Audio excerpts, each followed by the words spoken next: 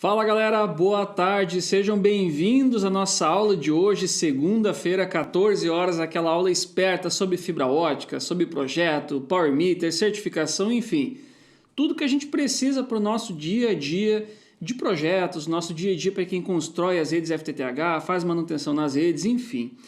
E hoje a ideia hoje é a gente aprender com erros, a gente aprender um pouquinho com o passado para a gente não cometer mais esses erros daqui para frente. Então hoje a gente vai falar sobre 5 erros que você não pode cometer no seu projeto FTTH ou na sua rede FTTH. Eu tenho certeza que caso você já tenha uma rede, já fez um projeto, você aprendeu do zero, propriamente dito, e aprendeu sozinho, eu tenho certeza que você vai se identificar com pelo menos uma, duas ou com todas as situações que a gente vai discutir daqui para frente. Bom, para quem é essa aula? Eu sempre gosto de deixar muito claro para quem é essa aula, porque talvez essa aula não é para você, você não vai perder aqui 1h30 de uma coisa que realmente não é para você. Essa aula é para quem quer fazer diferente, para quem quer fazer melhor, para quem tem dificuldade em fazer o projeto, fazer a sua rede, realmente precisa daquele empurrãozinho. A ideia dessa aula é isso, é dar aquele empurrão, passar alguns pontos que façam sentido e que você evitando, pegando alguns atalhos, enfim, você vai conseguir fazer uma rede melhor, um projeto melhor, uma rede que dure mais tempo ou uma rede que tenha menos manutenções. Então, se você procura isso, você está no lugar certo. Agora, se você acredita que não precisa melhorar, que o jeito que faz já é o jeito certo, então essa aula não é para você, você não precisa perder esse tempo, você continua as suas tarefas. Bom, vamos lá. Aula de hoje, vamos lá que hoje a gente tem que ser bem objetivo aqui para não tomar muitas e muitas horas aqui, não ficar 2, 3 horas numa aula. Então o objetivo da nossa aula de hoje é falar sobre 5 erros que nós devemos evitar nos nossos projetos FTTH, evitar nas nossas redes FTTH. Para quê? Para a gente ter rede melhor, para ter uma rede que dure mais tempo, uma rede que dê menos problema e que seja uma rede melhor do ponto de vista de negócio, aquele ponto de vista de dinheiro que também interessa. Não adianta a gente querer construir uma rede com todos os materiais, tudo que tem de melhor, do melhor jeito, se isso não cabe no nosso bolso e acaba não tornando o nosso projeto muito atrativo. Então a gente tem que encontrar um meio termo, encontrar um equilíbrio, entender onde nós podemos e devemos investir um pouco mais e onde a gente pode maneirar um pouquinho, pode achar algum tipo de economia sem prejudicar a qualidade da rede, nunca prejudicando a qualidade da rede. Bom, essa aula então, por que dela? Por isso, né? Por isso tudo que eu falei. E tem uma coisa muito interessante que eu queria comentar desde o início, que tem algumas coisas que marcam a gente quando a gente está fazendo algum tipo de projeto. Eu realmente gosto de participar muito dos projetos que eu estou desenvolvendo, eu gosto de interagir, gosto de ouvir opinião, adoro ouvir uma crítica, porque quando nós ouvimos uma crítica e prestamos atenção o porquê daquela crítica, eu acredito que a gente pode melhorar, pode fazer diferente. Sempre quando tem uma crítica, tem alguma coisinha ali que poderia ser melhor, então eu costumo fazer projetos dessa forma. E no final do ano passado aconteceu uma coisa muito interessante. Eu peguei um projeto grande para fazer, um projeto com mais de 10 mil portas, e aí o cara que estava montando aquele projeto era um provedor que ele estava montando do zero. Ele já teve provedor no passado, o provedor dele cresceu, né? Ele teve aquele boom de muitos provedores que tiveram em 2014, 15, 16, o provedor dele cresceu muito e ele vendeu. Surgiu um negócio bom para vender, ele vendeu, pegou um bom dinheiro, um bom valor por isso e parou de provedor por um tempo. E o ano passado ele queria de novo abrir um provedor do zero. Então, quando a gente fez as nossas reuniões, os nossos alinhamentos, ele passou uma lista de coisas que ele queria que o projeto dele tivesse. Machado, eu quero que cuide isso, eu quero que cuide aquilo, eu quero que tenha isso. Tinha um monte de requisito que não é comum alguém passar esses requisitos quando a gente vai desenvolver um projeto. E são coisas que naturalmente eu já costumo me preocupar porque, poxa, eu já faço projetos há muito tempo, eu já vi projetos certos, já vi projetos errados, então a gente conhece mais ou menos como deve ser para não se incomodar. Mas me chamou muita atenção isso. E aí, com o passar do tempo, ele foi me contando, cara, é que no passado eu fiz tal coisa e isso foi ruim. No passado eu fiz assim e tive retrabalho. No passado eu tinha um monte de fibra instalada e tudo mais. E aí, quando eu vendi meu provedor, eu perdi muito dinheiro na negociação porque eu não tinha documentação da rede. Então, aos poucos eu fui entendendo que tudo aquilo que ele queria no projeto novo é porque ele sofreu com o projeto passado, com o projeto antigo. E naquele momento ele tinha a oportunidade de fazer diferente, de fazer algo que não fosse dar dor de cabeça. Então, Esse tipo de coisa é uma coisa que nos motiva muito a transformar isso em conteúdo para quê? Para que você não passe por isso, para que você evite esse tipo de situação. Eu sei que para a grande maioria começa pequeno, começa com pouco recurso, é difícil, é caro, é trabalhoso, é demorado, mas quando a gente tem esses atalhos, digamos assim, não é bem um atalho, mas quando a gente tem essa direção, esse norte do que evitar, a gente começa a ter certas economias, a gente não desperdiça dinheiro e não desperdiça tempo também. A gente perder tempo é uma coisa muito ruim. Então, esse tipo de coisa é interessante a gente reunir em aulas e trazer no formato de conteúdo.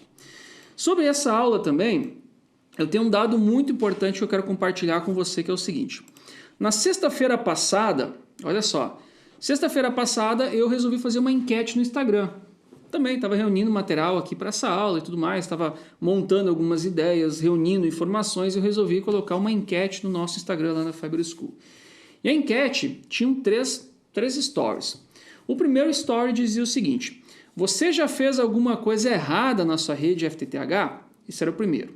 O segundo story era se você fosse fazer uma rede nova, você tem algo que você faria diferente? Essa era a segunda pergunta. Então a pergunta é se já fez alguma coisa errada, a segunda se fosse fazer uma rede nova teria alguma coisa diferente, e o terceiro eu perguntei, onde você já errou e o que você faria diferente. Eu coloquei só essas três perguntas que eu queria sentir da galera. Poxa, o que a galera está achando, o que a galera já sofreu, eu queria ver se realmente está alinhado com aquilo que eu estava preparando.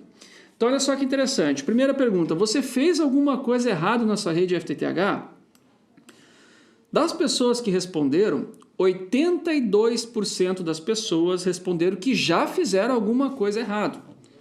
Ou seja, de todo mundo que respondeu, mais de 80% já fizeram alguma coisa errada e 18% acreditam que nunca tenha feito alguma coisa errada na sua rede. Olha só, 80%. Olha que importante esse número. A gente não está falando de 10% das pessoas que acreditam que erraram. Poxa, eu podia ter feito diferente. Não, a gente está falando de 80%, mais de 80% das pessoas. Segunda pergunta, se você fosse fazer uma rede nova, se você faria alguma coisa diferente. 88% das pessoas fariam algo diferente na sua rede nova FTTH. 88%. Poxa, quem aí nunca terminou de fazer alguma coisa, achou que tinha pensado em tudo, daqui a pouco olhou para trás, poxa, eu podia ter feito aquilo ali diferente, ou aquela outra coisa lá diferente também. Aqui não é diferente, 88% das pessoas pensam a mesma coisa, que fariam algo diferente. E aí depois, a terceira pergunta era onde você errou que você faria diferente? Bom, nessa pergunta eu tive uma enxurrada de respostas, tudo que é tipo de resposta. Qualidade do material, nível de sinal, o tipo da CTO, o equipamento novo, equipamento usado, tinha muita coisa. Cada um tinha uma coisa que se queixava que fez errado no passado. Mas os top 5, digamos os mais votados, digamos assim, são coisas que estão nessa aula. Então olha só que legal. Eu tinha já certeza desses 5 tópicos de coisas que a gente tem que evitar e isso bateu com a enquete que eu fiz na sexta-feira. Então, por isso que eu preparei esse material, eu queria te explicar também justamente isso, que esses pontos não são pontos aleatórios que alguém acredita que seja, não. São pontos que eu já vi muito no campo, já vi muito na prática, são mais de 10 anos nesse mundo de FTTH e também está batendo com o que a galera está sentindo hoje. Então, a gente vai ver, o decorrer dessa aula vai ser em função desses itens aqui. E a moral da história, a moral disso tudo é o seguinte, que é comum a gente errar, é normal a gente errar, ainda mais para quem está começando, é muita coisa para aprender, mas a gente pode tomar algumas lições disso. A primeira lição é o seguinte, em algum momento a gente tem que parar de errar e fazer certo. Então não adianta a gente reclamar que está errado, achar que está ruim, mas em nenhum momento parar de fazer daquele jeito errado e começar a fazer do jeito certo. Esse é o primeiro ponto. E o segundo ponto é o seguinte, a gente pode continuar aprendendo errando, continuar batendo cabeça errando, ou a gente pode aprender com os erros das outras pessoas que já cometeram esses erros, isso já custou caro para elas, e aí a gente pode evitar errar. E esse é o ponto, esse é o objetivo. Então, para você que já faz a sua rede, não sabe o que poderia fazer melhor, talvez não está enxergando alguma coisa, presta atenção nessa aula que eu tenho certeza que esses 5 erros vão te ajudar muito. Para você que está começando, presta mais atenção ainda, porque, poxa, tem tanta coisa que você vai ter que ver daqui para frente que vai ser algo muito melhor. A sua rede vai ser uma rede muito melhor. Isso não é uma promessa ao vento, isso é uma coisa que já aconteceu muito, por isso que eu estou falando isso com propriedade. Beleza? Bom, explicado o porquê dessa aula, eu gostaria muito que você tivesse entendido o porquê disso, e agora eu vou te apresentar os 5 itens, os 5 erros que a gente tem que evitar na nossa rede FTTH. Primeiro erro é um erro que eu não canso de falar, nunca canso de falar, vou falar por muito tempo ainda com certeza, mas que infelizmente poucas pessoas prestam atenção nesse erro, que é o seguinte: o nível de sinal controlado da rede, o nível de sinal conhecido, o domínio sobre o nível de sinal da rede. Bom, esse é o erro número 1, é um dos principais erros, digamos assim. O que acontece? A telecomunicações, telecom e sinal são coisas que andaram sempre de mãos juntas, sempre estava juntinho, telecom, sinal, sempre. Isso vai continuar sendo assim. Por exemplo, vamos dar um passinho para muitos anos atrás, quando a gente tinha só telefone fixo nas casas. A telefonia, quando o nível de sinal não estava bom, quando tinha interferência no cabo, cabo oxidado, quando algo não estava certo, que influenciava no nível de sinal, a ligação ficava ruim, não funcionava, tinha chiado. Podia até funcionar, mas ela não funcionava, não entregava tudo o que era para entregar. Isso continuou com as novas tecnologias que vieram depois da telefonia fixa. Por exemplo, internet de escada. Quem é mais das antigas que usou muito a internet de escada aqui sabe. Se a linha telefônica não tivesse boa, se tinha chiado, se não tivesse legal essa linha telefônica, a internet também ficava uma porcaria, ficava mais lento do que já era a internet de escada. Depois, com o tempo, veio o ADSL, que era sobre o par metálico. Mesma coisa, tinha sinal lá dentro, tinha ruído, se tivesse ruim, tinha problema. Quantas vezes eu já chamei um técnico na minha casa para resolver o problema de ADSL, ligava para a operadora, o técnico chegava lá, não estava funcionando bem, o nível de sinal não estava bom, o SNR não estava legal, e aí ele ia para a rua. Trocava cabo, refazia conexões, mexia nas conexões na central e daqui a pouco o nível de sinal melhorava e aí a conexão melhorava muito, passava a funcionar. RF, radiofrequência, enlaces de rádio, mesma coisa, ruído, interferência, se tiver ruim, não funciona bem. Cabo UTP, mesma coisa. Quem trabalha aí com a rede UTP sabe. Se o cabo não for bom, se tiver muita interferência no poste, muita coisa no poste por onde o cabo UTP está passando, não tem aterramento, não vai funcionar bem. Por quê? Porque lá dentro nós também temos ruído, nós temos interferência, nós temos sinal, temos ruído e não vai funcionar bem. E na fibra não é diferente. Na fibra não é diferente. Se o sinal não estiver bom, o ponto a ponto não vai funcionar bem, a rede PON não vai funcionar bem, EPON, GPON, XGS-PON, DWDM, CWDM, enfim, não interessa. Se o sinal não estiver bom, não vai funcionar bem. E aí tem uma pegadinha que é o seguinte: não é porque está funcionando que está certo. Não é porque está funcionando hoje que está legal, está perfeito, que não vai apresentar nenhum tipo de problema. Isso é uma coisa que acaba sacaneando a gente, porque a gente vai lá, coloca para funcionar, sai funcionando, a gente acredita que, cara, é perfeito, não vai dar problema porque é fibra ótica. Mas é aí que mora o erro. Mora o erro porque daqui a pouquinho vai começar a dar problema. Então, não é porque está funcionando que está certo.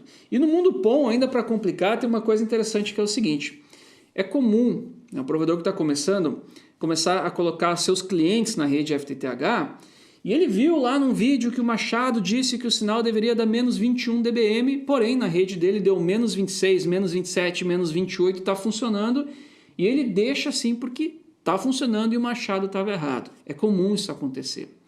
Porém, se o sinal está ruim, fora do que deveria ser, acima do limite da sensibilidade do equipamento, quando você tem poucos equipamentos na OLT, vamos lá, tem uma porta-PON com 5, com 10 ONUs, é bem provável que vai funcionar. Eu já vi ONU funcionando com menos 32, com menos 35, com menos 33 dBm e o link do cliente funcionando perfeitamente. Por quê? Porque a OLT está com tempo sobrando na porta-PON, porque tem poucos clientes, e aí está tendo muito erro, está caindo a conexão do cliente, mas a OLT ela consegue retransmitir, ela tem tempo para isso. E muitas vezes o cliente nem percebe. Mas se a gente olhar lá os logs, olhar as informações, olhar a taxa de erro de porta, a gente vai ver que tem muita taxa de erro porque o equipamento está retransmitindo.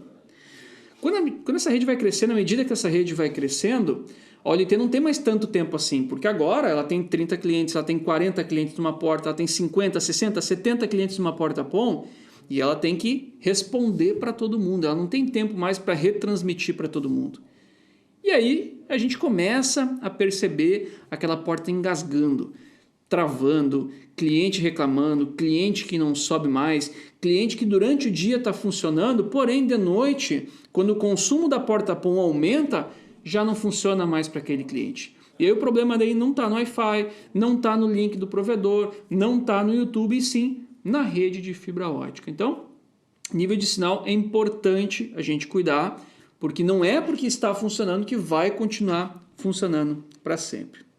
E aí o ponto é o seguinte, a gente tem que controlar o nível de sinal.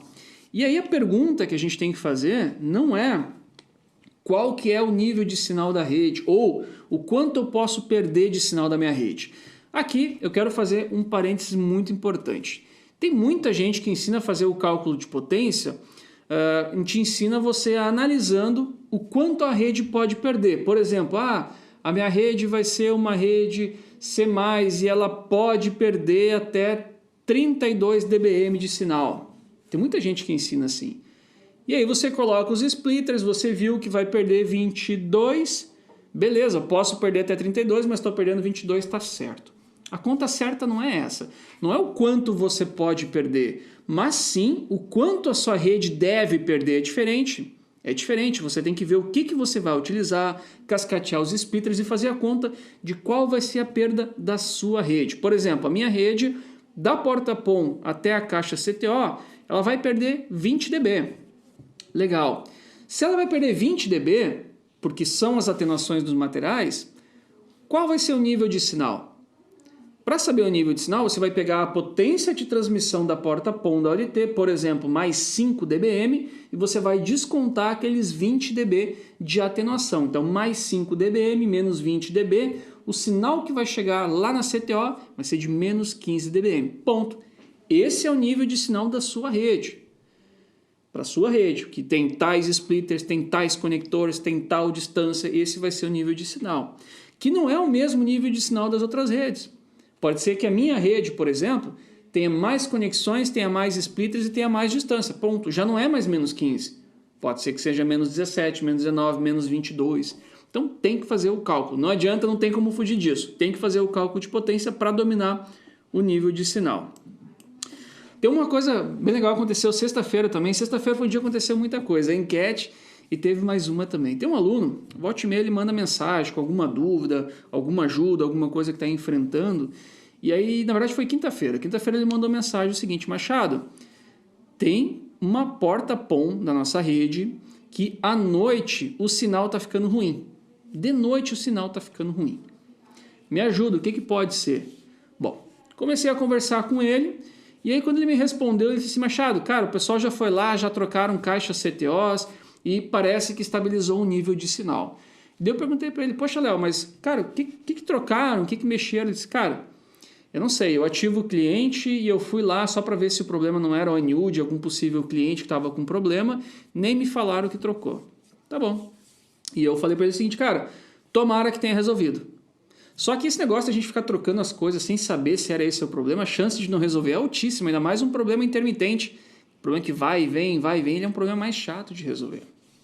Batata. Sexta-feira, de manhã cedinho, o cliente me chamou, o aluno me chamou, o Léo me chamou: Machado, aconteceu de novo, me ajuda, o que pode ser?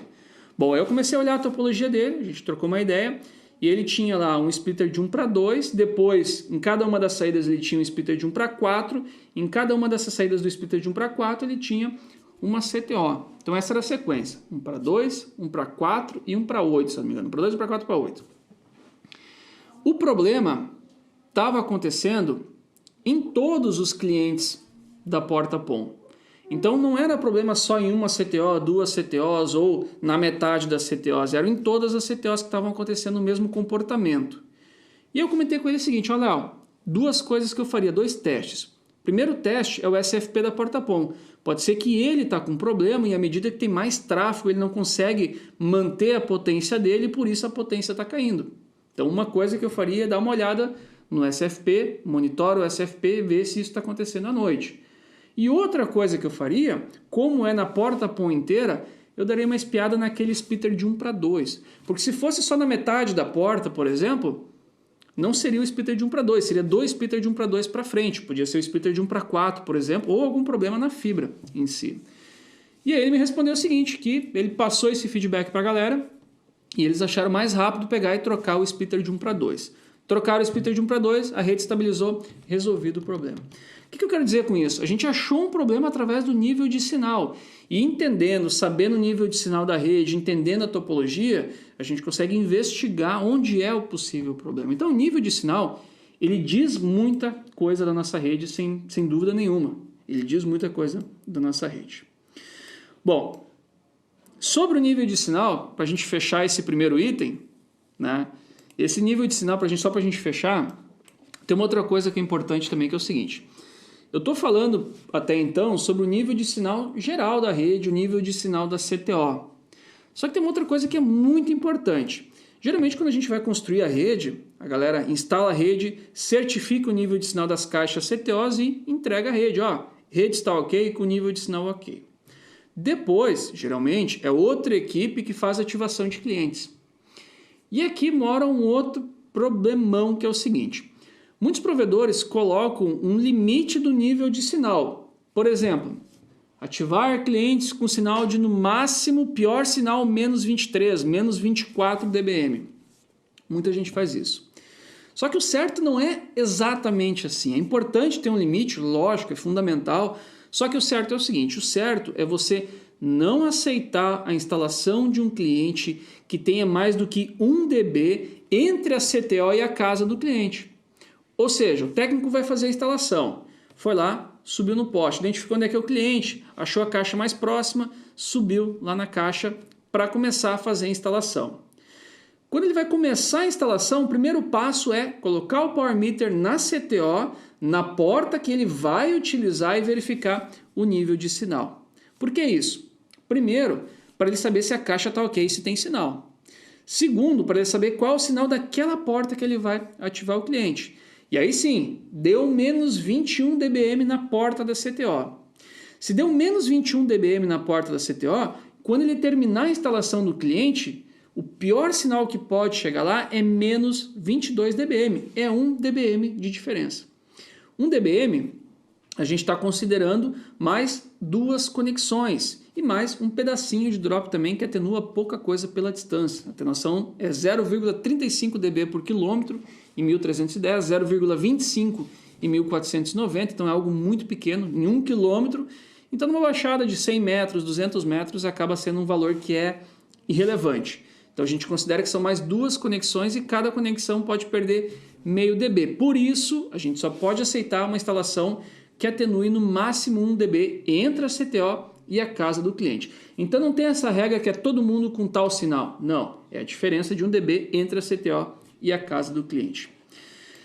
Tem vários motivos para a gente cuidar do nível de sinal da instalação do cliente. E eu gosto de separar esses motivos em pelo menos dois motivos, tá? Que é o seguinte,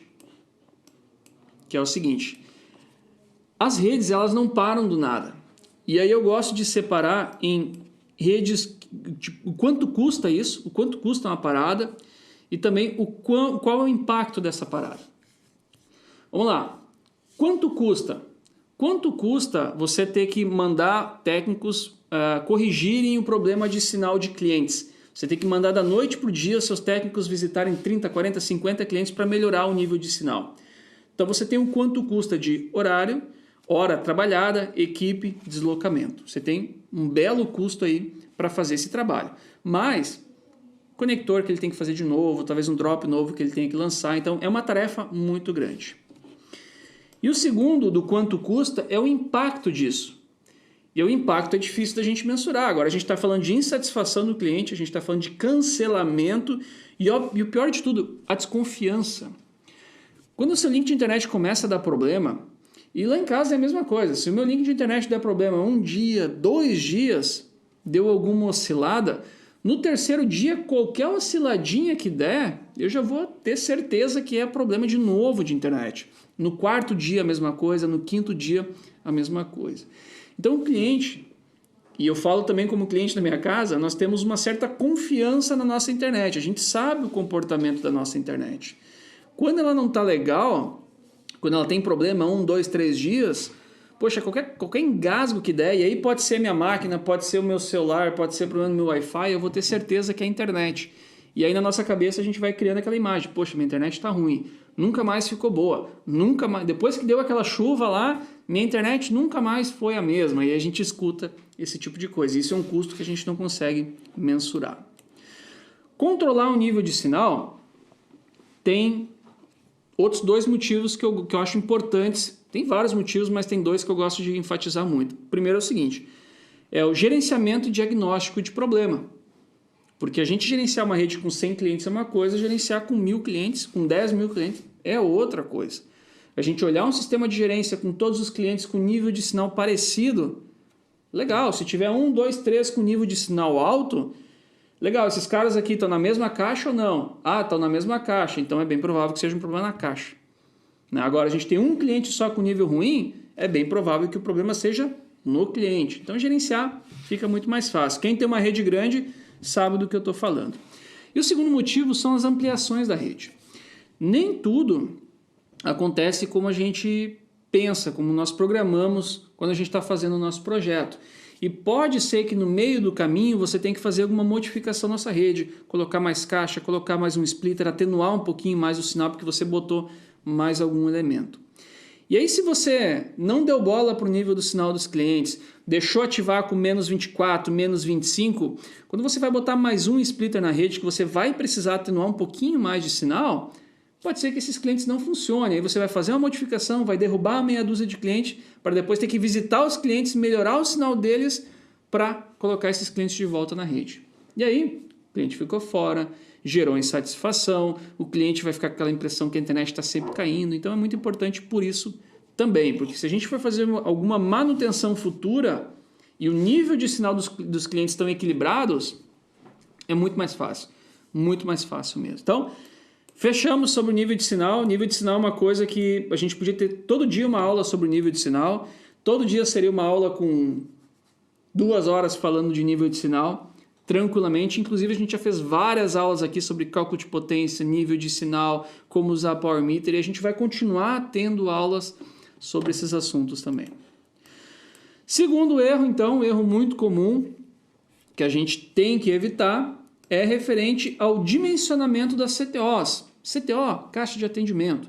É um ponto muito crítico, é um ponto que errar a mão na CTO é uma coisa, gera um problemão, tranca o provedor para crescer, ou daqui a pouco tem muita porta sobrando e daqui a pouco gera prejuízo essa rede não se paga porque a gente exagerou na quantidade de porta. Então, ao fazer o projeto, a gente faz o dimensionamento das caixas. O dimensionamento embasado em alguma coisa, em uma taxa de penetração, em o que você acredita que vai crescer aquela determinada região, como você vai fazer ampliações futuras, enfim. Muitas coisas a gente avalia quando a gente vai fazer o dimensionamento das caixas CTOs. Não é só colocar caixa poste sim, poste não, colocar os splitters e ativar os clientes. Para isso, eu quero mostrar um exemplo no Google com você. Eu quero fazer alguns traçados, alguns rabiscos no Google aqui, para tentar deixar de forma mais clara o que eu acredito ser importante quando a gente vai fazer o dimensionamento da caixa CTO e os cuidados que a gente tem que tomar também quando a gente vai fazer o dimensionamento. Bom, eu peguei uma cidade aleatória aqui, eu só joguei no meu Google aqui no meio do mapa uma cidade aleatória aqui para a gente pensar um pouquinho sobre algum exercício e eu vou pegar uma região, sei lá, por exemplo aqui, essa região aqui. Essa região a gente consegue perceber que tem bastante casa, é uma região bem densa, tem bastante casa nessa região. Então, o que é a primeira coisa que eu tenho que cuidar? Primeira coisa que eu tenho que cuidar quando vou fazer o dimensionamento é não ter poucas portas de atendimento. Não ter um número muito limitado de portas de atendimento. Por quê? Porque se eu tiver um número muito baixo, quando eu terminar de instalar minha rede e começar a botar cliente, pode ser que em 6 meses, em um ano, eu enchi a minha rede e aí eu estou com um abacaxi nas mãos. Eu preciso ampliar a minha rede para continuar crescendo. Eu preciso parar o que eu estou fazendo para continuar crescendo na minha rede. Então esse é o primeiro ponto do dimensionamento, é a gente acertar a quantidade de clientes. E quando eu falo em acertar a quantidade, é não ter poucas portas. Por exemplo, uma taxa de penetração de 10% a cada 80 casas eu colocar a caixa de 1 para 8, por exemplo. Isso é 10%. Uma caixa de 1 para 8 para 80 casas, a gente está falando de 10%. Então eu não posso ter pouco, mas eu também não posso ter muito. Não adianta eu pegar uma área que a gente tem lá, por exemplo, vou chutar aqui 100 residências, e nessas 100 residências, nessa área aqui, a gente colocar 4 caixas de 1 para 16, que no total vão dar 64 portas. Poxa, 64 portas para 100 residências, cara, o provedor tem que ser muito presente, tem que ser muito bom, tem que ter uma venda muito agressiva para conseguir lotar essa rede. Pode ser que vale a pena, talvez você acredite que vale a pena colocar essa quantidade, beleza, só que isso exige um valor mais alto também de investimento. Então, por isso que é importante encontrar o equilíbrio. Então, pode ser que para o provedor A seja interessante um percentual, o provedor B seja interessante outro percentual. E agora eu estou falando de negócio, de investimento, né? Então, a gente tem que encontrar esse equilíbrio. Como que eu faria, então? Como que eu faço quando eu vou dimensionar os projetos? Primeiro ponto que eu faço quando eu vou dimensionar os projetos, eu analiso uma determinada rua e eu entendo qual vai ser a área de cobertura de uma caixa. Por exemplo, vamos supor que eu vou colocar uma caixa que vai atender esse retângulo branco que está na tela aqui para você. Vou até colocar ele transparente, botar uma borda mais larga aqui para a gente enxergar bem. Mas vamos supor que a gente esteja falando desse retângulo aqui que está na tela para você. Legal. Essa vai ser a área de atendimento do meu splitter. Quantas residências eu tenho aqui? Bom, se nessa área aqui, vamos fazer uma continha agora. Se nessa área aqui eu tiver, por exemplo, vou botar uma calculadora aqui. Se nessa área aqui eu tiver, vamos supor que eu tenha 200 residências, eu estou chutando lá em cima. Se eu tiver 200 residências e eu quiser trabalhar com a taxa média de mercado de penetração, taxa média é de 30% a 40%. Geralmente, quando a gente faz 30% de taxa de penetração, a gente está perto do mínimo. Quando a gente faz 40%, a gente está no valor bem alto, que eu considero já está perto, no máximo, não ultrapassar os 40%. Se eu tiver mais do que 40% de taxa de penetração, é bem provável que vai sobrar porta. Se eu tiver menos que 30%, é bem provável que logo, logo vai lotar nossa rede e a gente vai precisar ampliar. Então, se eu for trabalhar com 35% de taxa de penetração, então que é a metade entre 30 e 40, nessa área aqui eu teria que ter caixas que no total tenham 70 portas de atendimento para chegar na taxa de 35% de taxa de penetração. Seria mais ou menos isso, né? Tem em torno de 70 portas aqui.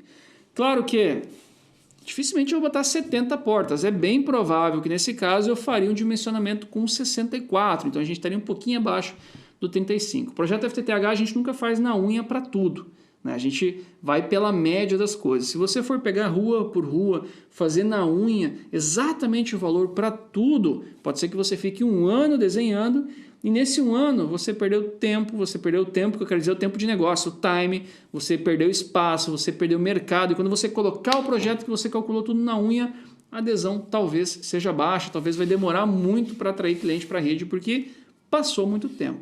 Tá? Então, indo pela média das coisas, eu teria, provavelmente, 64 portas nessa área aqui.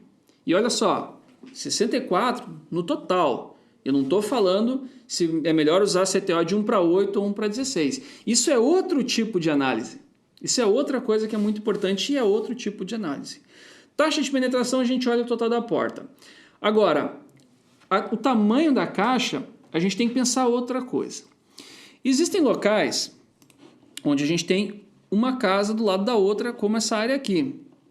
E tem locais, toda cidade tem isso, né? E tem locais que a gente tem daqui a pouco um condomínio que as casas são maiores, não tem uma casinha coladinha na outra. Tem um outro condomínio que eu vi por aqui também, não sei se eu vou achar ele na corrida agora, mas esse aqui, ó, esse outro condomínio. Poxa, as casas estão mais distantes ainda.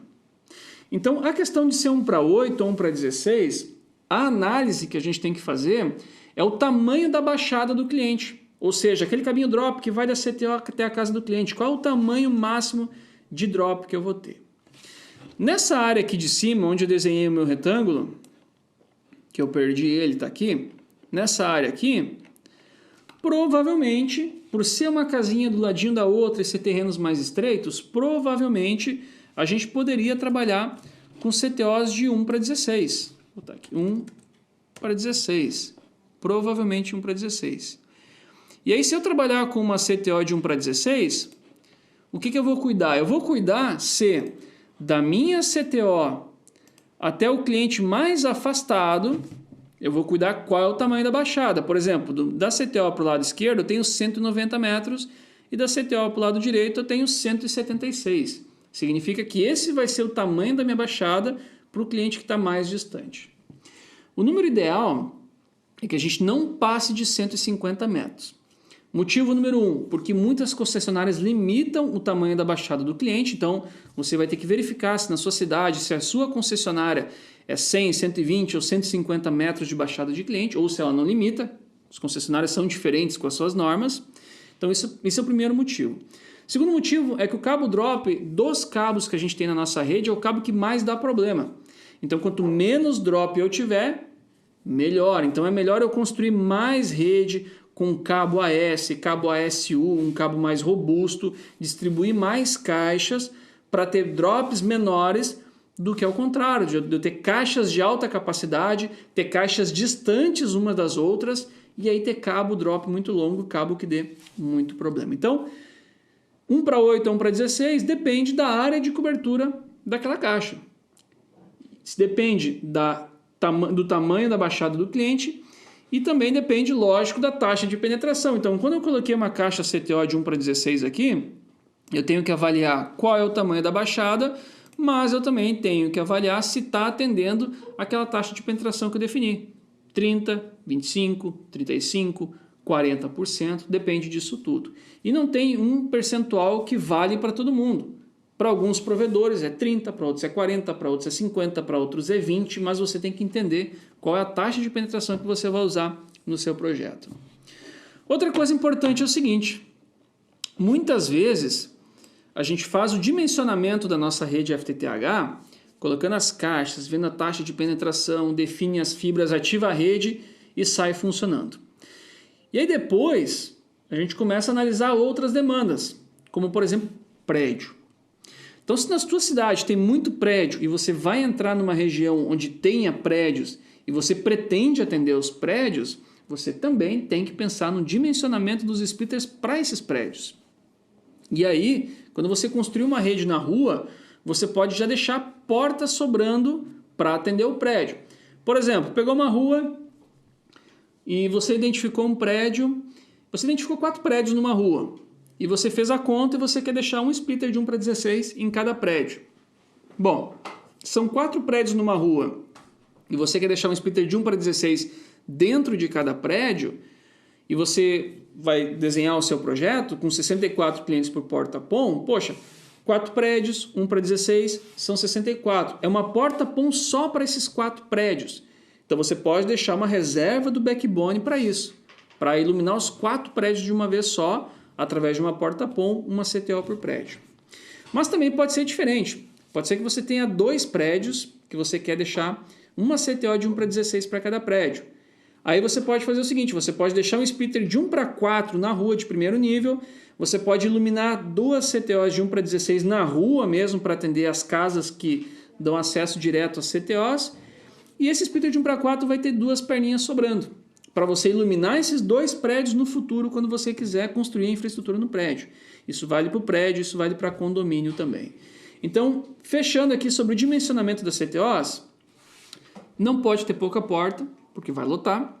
não pode ter muita porta porque vai sobrar e vai custar caro, não pode ficar muito distante uma da outra porque a baixada vai ser muito longa, e quando você tem muito prédio, muito condomínio que você pretende atender no futuro, você tem que mapear também essas demandas para você já deixar reserva de fibra ótica, já deixar uma posição e não errar no dimensionamento da CTO. Eu já vi provedor que botou uma CTO na rua de 1 para 8, no prédio já ligou 8 clientes do prédio na CTO, lotou a caixa CTO e não conseguia atender nenhum cliente na rua. E já vi o contrário também, né? Lotar com as posições da rua e não poder atender os clientes que estão no prédio. Então, tem prédio no bairro, tem prédio no centro, tem bastante, tem que prestar atenção nisso, tem que dimensionar as CTOs para eles também. Ou determinar que você não vai trabalhar com prédio, mas essa decisão tem que ser tomada. Bom, próximo erro é o dimensionamento das redes para 128 clientes. Bom, quando a gente vai dimensionar, e esse assunto na verdade é um assunto muito longo, porque no curso de projetos eu tenho uma aula só sobre isso, que eu trago vários elementos que a gente tem que mapear quando a gente vai determinar se vai ser 64 ou se vai ser 128. E essa é uma das coisas que cada projeto pode ser diferente, mas o que eu quero te ensinar aqui é que se você não dimensionar, não pensar, não determinar através de algo embasado, é aqui que está o erro. Esse é o erro. O erro é não projetar, não determinar, não calcular, não entender se é melhor 64 ou 128 ou 256. Tem rede também por aí, 256 por porta. Quando a gente vai determinar a quantidade de clientes por porta, a gente tem que entender algumas coisas que são muito importantes. Essa decisão ela não é tomada analisando uma coisa só. Então eu gosto de analisar 3 coisas quando a gente vai determinar a quantidade de clientes por porta-ponto. Primeira coisa é a capacidade da tecnologia. Vou trabalhar com uma rede EPON, GPON, XGS-PON, enfim, é quanto a tecnologia suporta em si. A tecnologia EPON, que foram as primeiras que foram utilizadas aqui no Brasil, elas suportavam 32 clientes por porta-PON. O início era 32 clientes por porta-PON. Com o passar do tempo, os fabricantes foram melhorando a tecnologia, foram aprendendo a desenvolver melhor os seus equipamentos EPON, e depois eles conseguiram ampliar para 64 clientes por porta-PON. E hoje em dia, falando hoje, na data dessa aula, tem alguns fabricantes de EPON que já anunciaram que suportam até 128 clientes por porta-PON. O GPON ele nasceu com 64 clientes por porta-PON, a norma mandou, exigiu, orientou 64 clientes por porta-PON, mas com o passar do tempo os fabricantes também conseguiram colocar 128. Inclusive o EPON correu muito atrás do GPON nesse quesito de quantidade de clientes por porta-PON. O GPON foi o primeiro que tinha 128 clientes por porta. Depois o EPON encostou no 128 também. E as novas tecnologias como XGPON e XGS-PON já nasceram com 256 por porta-PON. Já é o início dele já é com 256 clientes por porta-PON. Então o primeiro ponto é isso. Quanto a tecnologia que você vai utilizar suporta. Se você está usando um EPON que suporta 64, acabou a discussão. É 64 clientes por porta-PON. Colocar 128 vai ser um risco. Pode funcionar, beleza, mas pode acontecer aquilo que a gente já falou no primeiro item, se eu não me engano, que é parar de funcionar daqui a um tempo, porque não significa que por estar funcionando que está certo ou que vai funcionar por muito tempo. Então esse é o primeiro ponto. Conhecer a tecnologia, entender o limite dela e trabalhar no máximo com o limite dela, nunca passar, porque se passar pode ser que em algum momento pare de funcionar e aí a coisa ficou ruim. Segunda coisa que a gente tem que cuidar é o nível de sinal da rede. Poxa, a gente já falou sobre o nível de sinal, foi o primeiro item, na verdade, o nível de sinal da rede, o nível de sinal controlado. E sinal não é problema. Para 64, para 128 ou para 256, a gente consegue ter um nível de sinal melhor através do dimensionamento dos lasers dos SFPs. Por exemplo, se eu vou trabalhar com uma rede GPON para 128 clientes por porta-PON, trabalhar com laser B+, na OLT, é possível, mas o sinal fica no limite. A gente está usando toda a margem de segurança. Então, o ideal é a gente trabalhar com SFP C+, para fazer uma rede para 128. Se usar o C++, legal, o sinal vai ficar mais forte ainda, mas a gente tem que cuidar para esse sinal também não ser muito forte a ponto de exagero, a ponto de saturar o nível de sinal. A gente não precisa de muito sinal sobrando para ter uma internet melhor. A gente precisa do sinal certo, isso sim. Então, o nível de sinal não é problema. Eu contorno através do laser SFP. Mas, para isso, eu tenho que fazer o cálculo de potência e tem que voltar tudo aquilo que a gente discutiu no primeiro item. E o terceiro elemento que a gente tem que avaliar também quando a gente vai determinar 64 ou 128 por porta é banda. A gente também tem que pensar na banda dessa porta. Por quê? Porque eu tenho uma porta GPON, por exemplo, que suporta 2,5 GB de downstream, de download, e eu vou colocar para 64 clientes. Então, se eu pegar 2,5 GB e dividir por 64 clientes, eu tenho um certo valor de banda para cada cliente, que é a banda alocada, que dá 40 MB mais ou menos. Se eu tiver GPON com 128 clientes por porta-PON, eu não tenho mais 40 MB de banda alocada para cada um. Eu tenho 20, eu tenho a metade disso, arredondando mais ou menos 20. Ou seja, quanto mais clientes por porta, maior é a divisão dessa banda, então menor é a banda que eu consigo entregar para os meus clientes. E aí você tem que linkar as informações. Poxa, quais são os planos que você vai ofertar hoje? Quais são os planos que você vai ofertar mês que vem, daqui a 2 meses, 3 meses, 6 meses, 1 ano, 3 anos? Você tem que entender isso. Os planos que você vai comercializar. Se você lotar uma porta GPON com 128 clientes por porta-PON, planos de 500, 600, 700 MB, vai dar problema.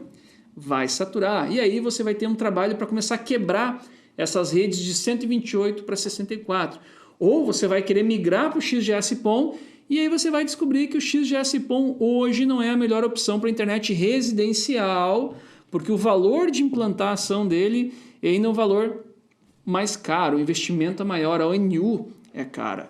É uma tecnologia excelente, uma tecnologia perfeita, entrega 10 GB por porta-PON, mas tem um mercado específico para isso, tem negócio para isso, tem locais que é aderente e tem locais que não é aderente. Né? Pelo custo de implantação hoje em dia, que o custo de ativação do cliente é um pouquinho alto, e isso para a internet residencial nem sempre é viável pelo custo, depende também de cada um. Então vamos lá, vai definir se é 64 ou 128? Pensa em capacidade da tecnologia, o que a tecnologia suporta. Pensa no sinal, sendo que o sinal não é um pepino, a gente contorna com SFP, faz o cálculo de potência e contorna com a classe do SFP.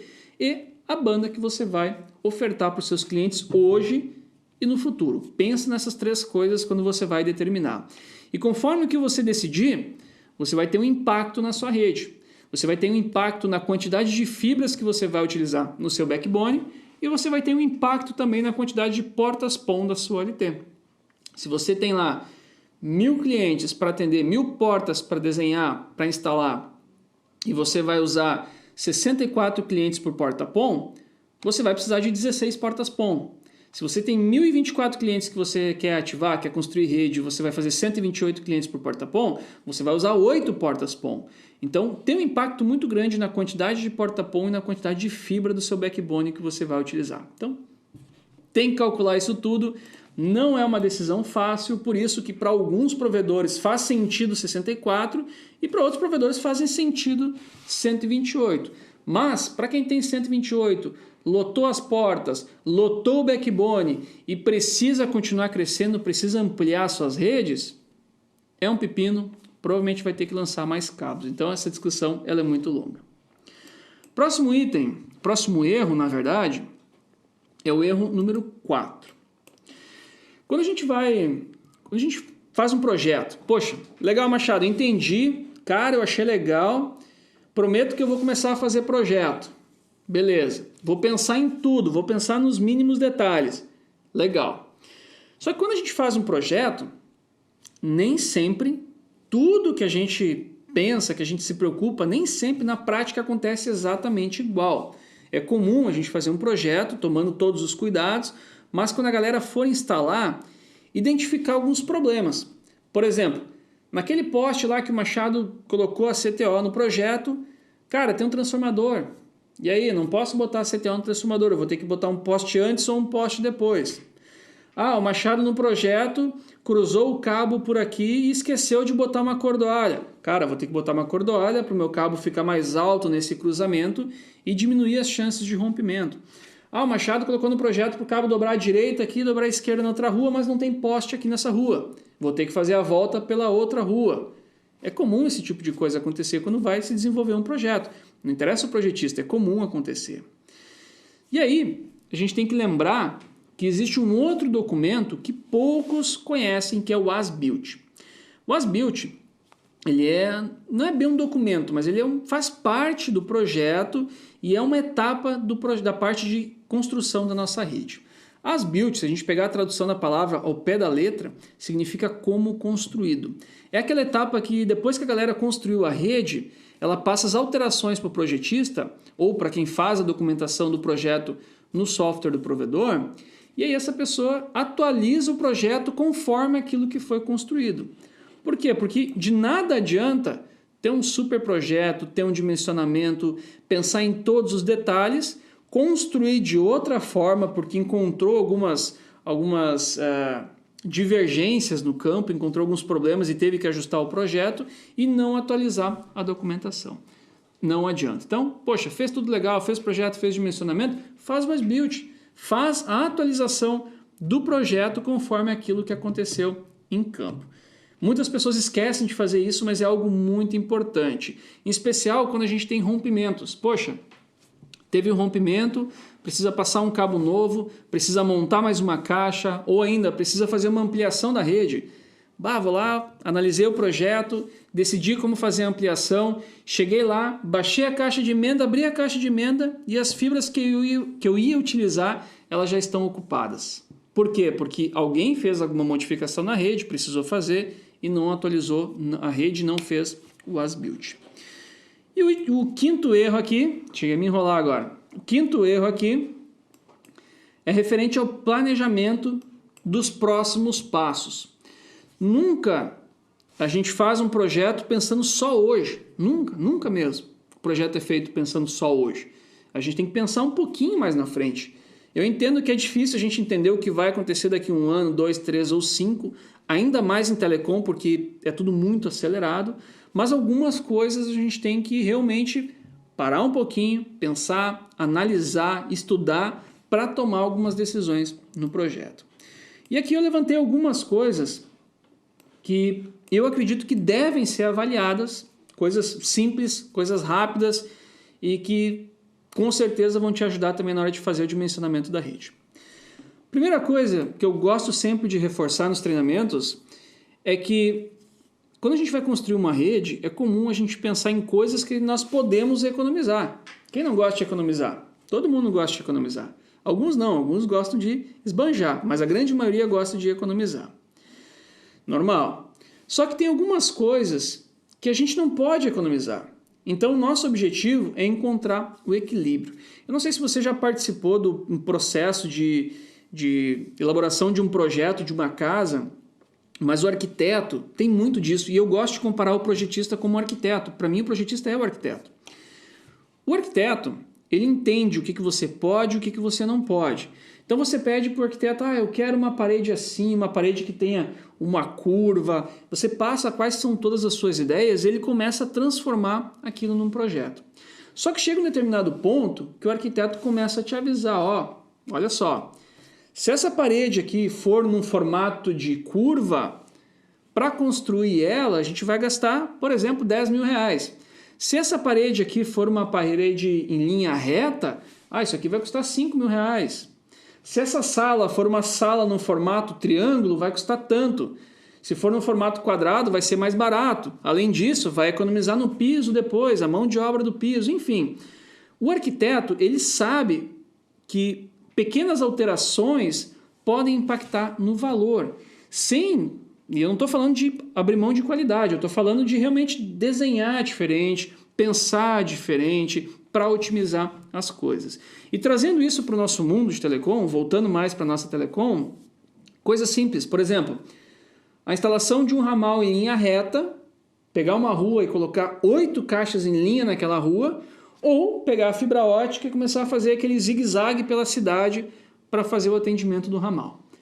Poxa, uma equipe lançar 1 quilômetro de cabo em linha reta e lançar 1 quilômetro de um cabo fazendo um formato de S pela cidade, qual você acha que é mais barata a mão de obra?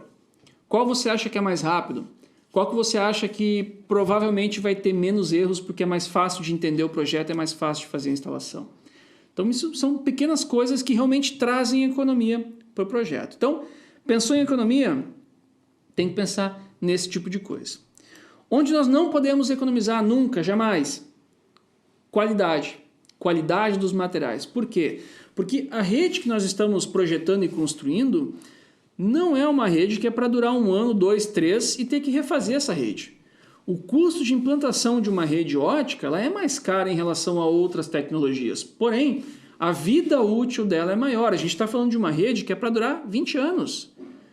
Só que para ela durar 20 anos, as caixas têm que ser de um bom material, a ferragem também tem que ser BAP, a alça pré-formada tem que ser boa, o cabo ótico tem que ser bom também. Se eu construir cheio de porcaria minha rede, ela não vai durar 20 anos. E aí pode ser que daqui a 5 anos você está reconstruindo a rede. Muitos provedores já sofrem com isso com a rede UTP. A rede UTP ela sofre muito nos postes porque não nasceu para ser trabalhado nos postes com UTP. Então é comum ter que trocar o cabo, trocar a caixa, queima switch. Isso é rotina de rede UTP. Uns mais, outros menos, mas acontece muito. E a rede FTTH não, ela é para durar muito tempo, mas para isso a gente tem que estar esperto com a qualidade dos materiais também. Então, nunca podemos economizar na qualidade dos nossos materiais. O que deve ser avaliado? Eu estou olhando porque eu anotei um monte de coisa. Tudo isso que eu estou passando para você, eu realmente anotei aqui para ter certeza que a gente ia falar sobre isso na aula, não ia deixar nenhuma coisa para trás. O que a gente tem que avaliar, então, quando a gente pensa em planejamento dos próximos passos, né? Quando a gente não comete esse erro de não planejar? Ampliação de caixas de atendimento é uma coisa. Por exemplo, vou construir a minha rede. Vamos voltar para o meu Google aqui. Vou pegar essa outra área aqui, por exemplo. Essa área aqui. Poxa, fiz um projeto, desenhei um atendimento nessa área aqui, coloquei as minhas CTOs, tudo certinho, beleza. Mas vamos supor que eu sei que daqui a 1 ano vão lotear essa área aqui de cima e vão começar a colocar casas aqui, por exemplo. Então eu posso construir a minha rede de forma que depois eu continue com as caixas de atendimento, que eu faça ampliação de caixas de atendimento, ou ampliação de ramal, ou daqui a pouco eu construir essa área aqui e, cara, eu deveria colocar 40 caixas, mas eu acabei botando 20 porque eu só tinha dinheiro para 20, mas daqui a 1 ano eu vou colocar mais 20. Então eu já faço o meu projeto pensando na ampliação das caixas de atendimento. Para quê? Para depois não ter gambiarra. Quando você ampliar, você já sabe como ampliar, já sabe como ligar e no final das contas não vai ficar nenhuma gambiarra na rede. Ampliação de ramal, tem também planejar se no futuro a gente vai precisar ampliar os nossos ramais. Geralmente essas decisões a gente toma quando a gente sabe que a gente está colocando menos do que deveria porque a gente não pode colocar mais caixas. Ampliação para novas áreas é algo que também tem que ser avaliado. Quais áreas no futuro eu quero atender? Poxa, hoje eu vou atender essa área que está na tela, mas ano que vem eu quero atender essa área aqui de cima, essa outra aqui e essa outra aqui embaixo.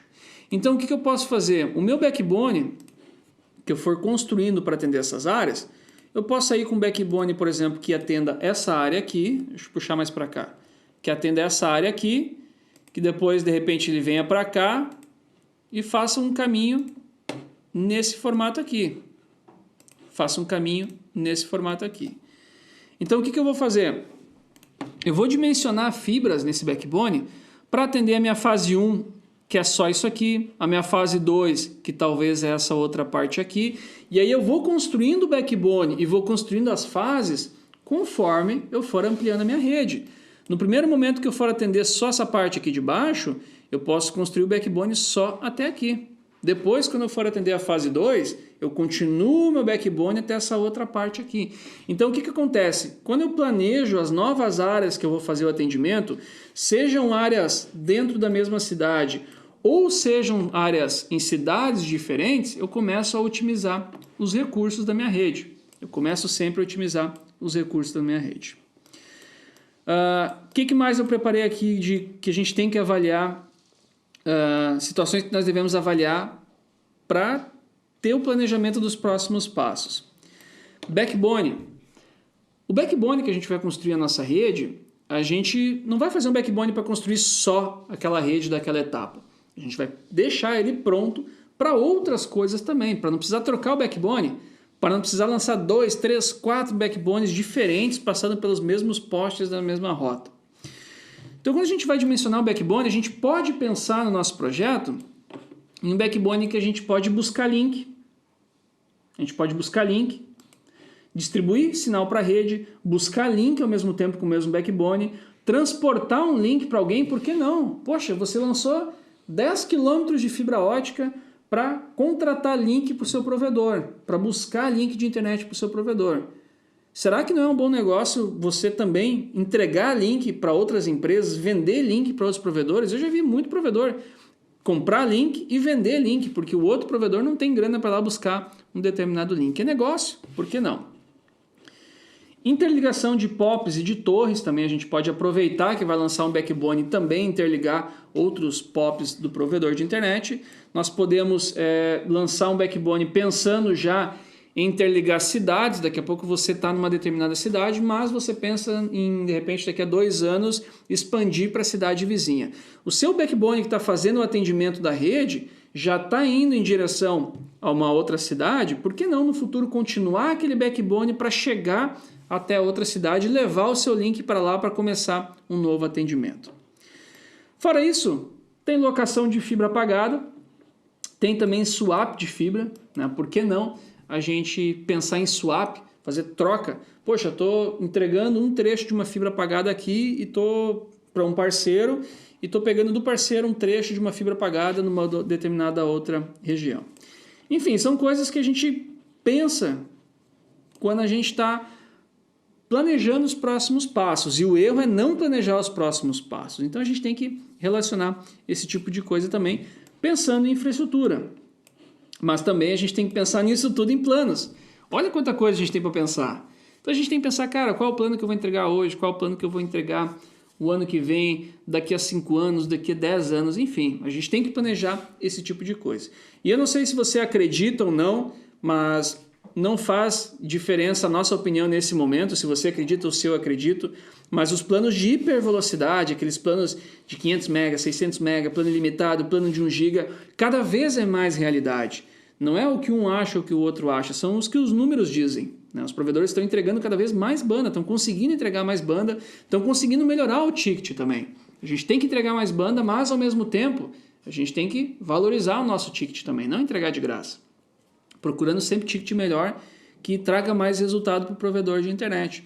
Então tudo que a gente vai pensar, poxa, a gente tem que estar ligado nisso. Cara, construir uma rede FTTH pensando que vai ficar por muitos anos vendendo 10 MB, 20 MB, 50 MB, 100 MB, isso não existe mais. Não existe. Pode ser que a sua cidade seja pequena, pode ser que os planos ainda sejam pequenos na sua cidade, mas eu tenho certeza que logo, logo vai ser a realidade assim como já é em muita cidade. Na minha casa, eu tenho plano ilimitado na minha casa. Lá no contratinho tem várias letras pequenas, tem alguns asteriscos, fala em 1 GB como máximo, porque é o que a porta da UNIL consegue entregar no cabo, mas é um plano ilimitado.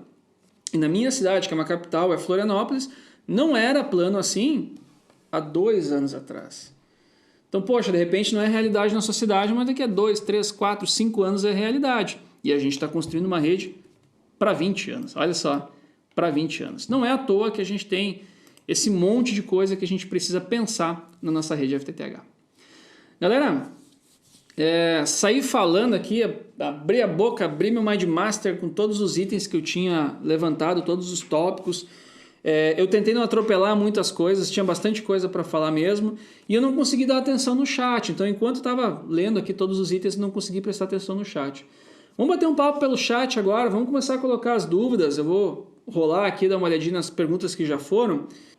O Lucas perguntou, plano ilimitado? Sim, o meu plano é um plano residencial ilimitado, não tem nada demais.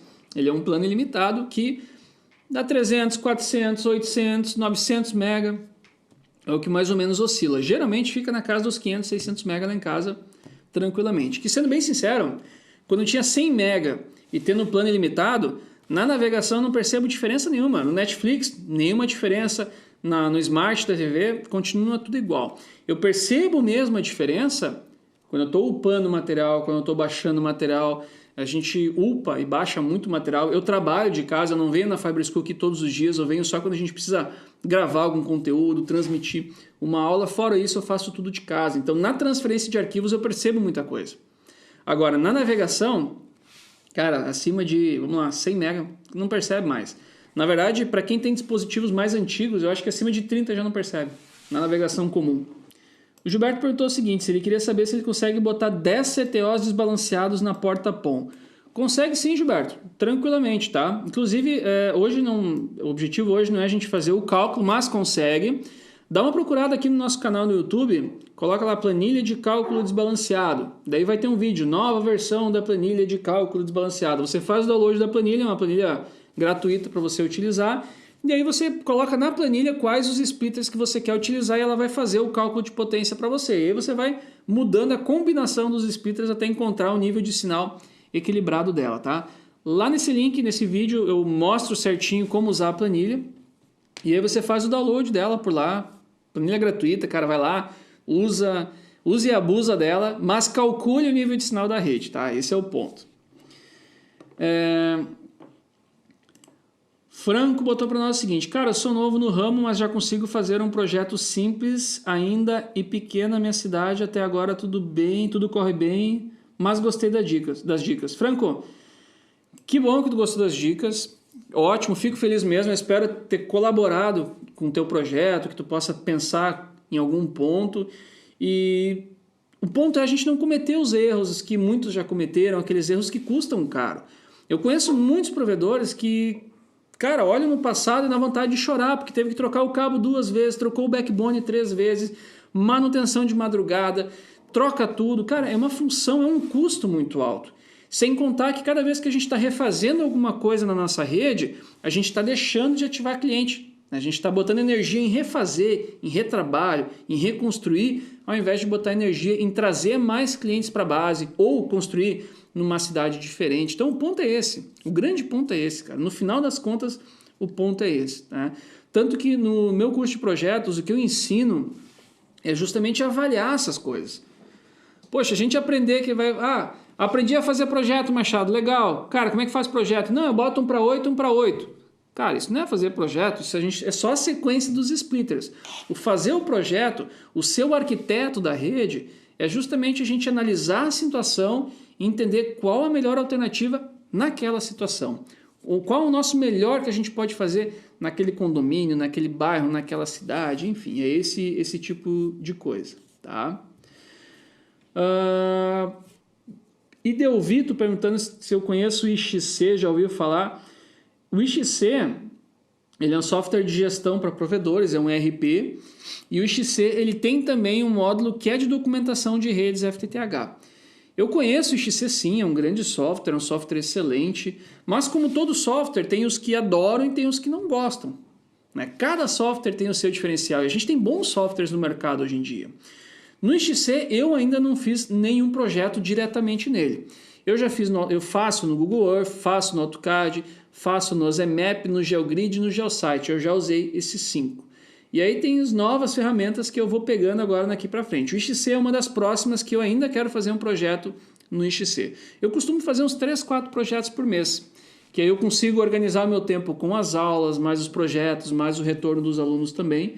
Mas uns 4 projetos por mês eu faço e eu quero ainda fazer um projeto com o IXC. Esse ano ainda.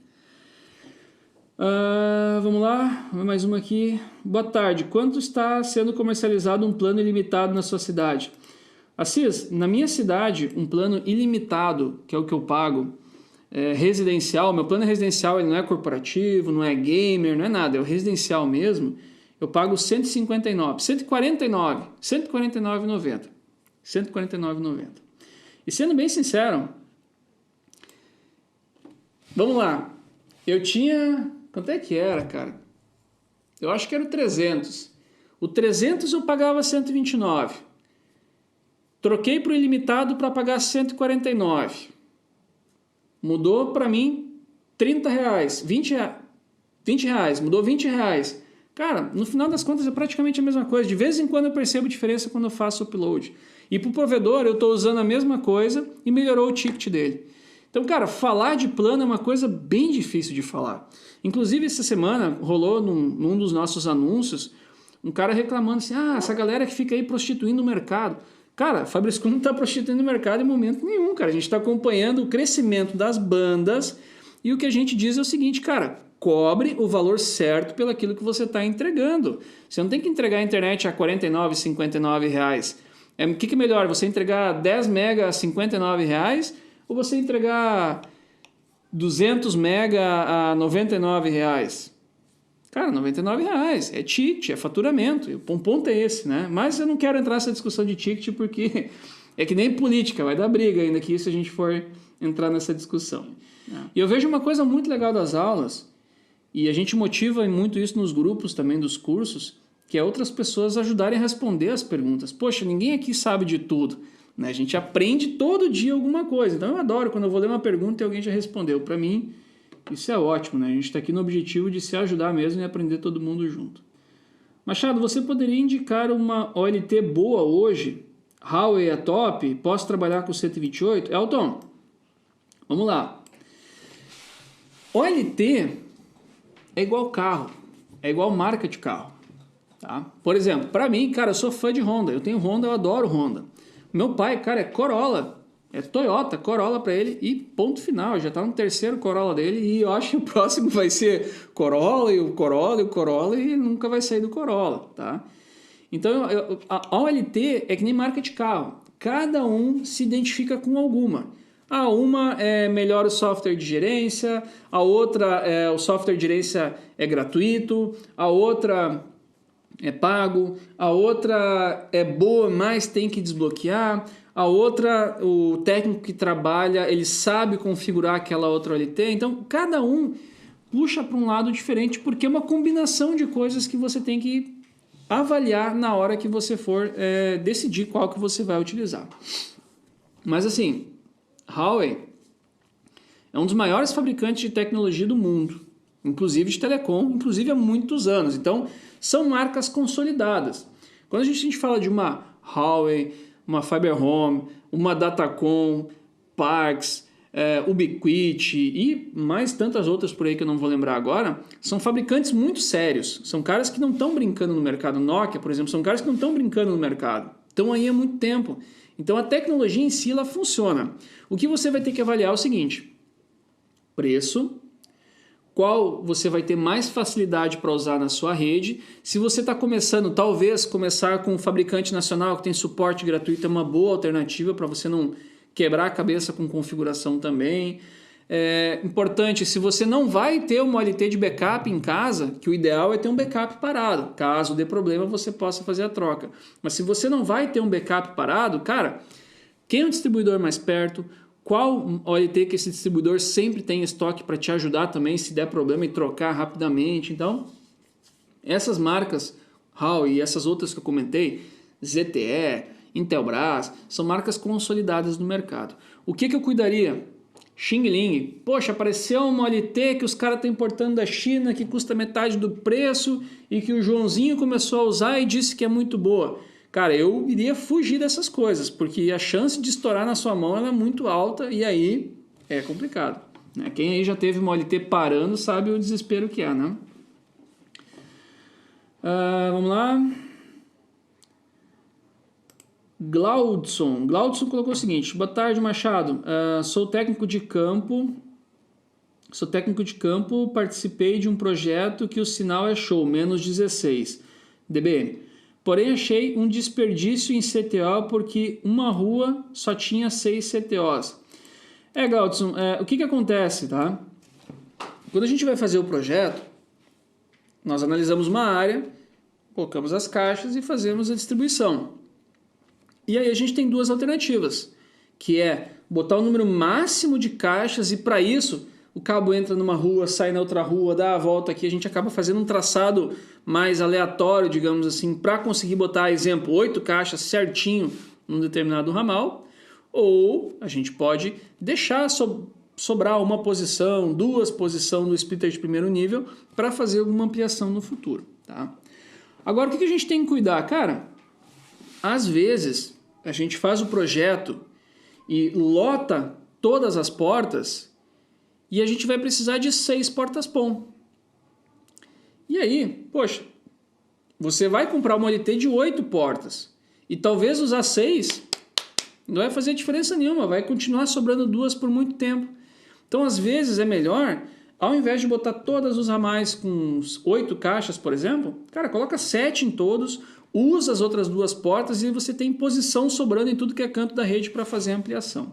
O ponto é, deixar sobrando um monte de posição aleatória, isso não é legal, isso custa caro. Agora, deixar a posição sobrando porque foi planejado, cara, é outro papo, aí é outra pegada, né? Eu sei que, infelizmente, para quem está no campo, às vezes não tem acesso à informação completa, e isso eu acho muito errado. Eu acho que todo mundo deveria ter a informação do projeto completo para entender de fato o que foi pensado no projeto, daqui a pouco identificar um erro no projeto também, porque tem muito projetista que nunca saiu da cadeira, nunca foi no campo, nunca participou de uma instalação para saber o que acontece no campo propriamente dito. E aí a galera do campo às vezes pega muito problema de projeto sim, desse tipo de projetista, tá? Então, sinal menos 16, cara, realmente é um sinal bom, tem que fazer o cálculo, mas provavelmente é um sinal bom sim, né? E essa questão de CTO é isso. Se foi aleatório essas reservas e ficou sobrando, é uma coisa. Agora, se foi pensado, é outro papo. E também já aconteceu o seguinte, tá? Só para fechar, já aconteceu comigo de eu fazer um projeto, deixar uma posição aqui, uma posição ali, uma posição lá, e no final das contas eu precisar de 9 portas-POM. Cara, aí é um pepino, porque aí o provedor vai ter que comprar uma de 16 portas-POM, uma OLT de 16, ou comprar 2 de 8 por causa de uma porta. E aí nesse tipo de caso, aí é outro papo, aí ajusta de novo esse projeto, aproveita melhor, de repente tira uma caixa ali, tira outra caixa lá, para conseguir enfiar em 8 portas-POM e não precisar comprar mais nenhuma OLT. Então o ponto é planejar, planejamento. Não é à toa que eu venho aqui toda segunda-feira para falar sobre planejamento, falar sobre projeto também. É por isso, galera. Galera, fechamos aqui para hoje, tá? Só queria reforçar um convite para a próxima aula. Próxima aula vai ser a nossa aula número 25. Olha só, a gente vai entrar já na aula 25 e a minha meta é terminar esse ano com 40 aulas toda segunda-feira e chegar lá em dezembro, nas últimas semanas de dezembro, e fechar 40 aulas.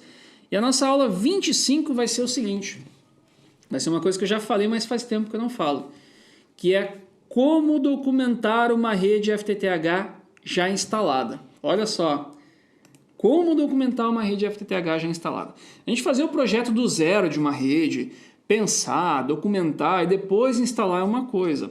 Agora, a gente aprendeu no campo, aprendeu no dia a dia, construiu a rede, ativou e agora está pensando em documentar, isso é um pepino, isso é chato de fazer. Então, a próxima aula eu vou falar sobre isso, eu vou te ensinar uma forma de você fazer a documentação de uma rede FTTH já instalada. Uma coisa importante, semana que vem, essa aula não vai ser na segunda-feira, ela vai ser no dia 8 e vai ser na quarta-feira. Aí eu te aviso, te explico melhor certinho por e-mail, eu vou avisar também nos stories, mas na semana que vem essa aula não vai ser na segunda-feira, vai ser na quarta-feira. Vou fazer um feriadão aí, terça-feira é feriado, vou emendar com a segunda-feira, por isso eu troquei a aula para quarta-feira, mas eu vou avisar nos stories, vou avisar vocês nos e-mails também. Galera, valeu todo mundo que ficou até o final aqui dessa aula de hoje, eu espero ter ajudado com essas dicas.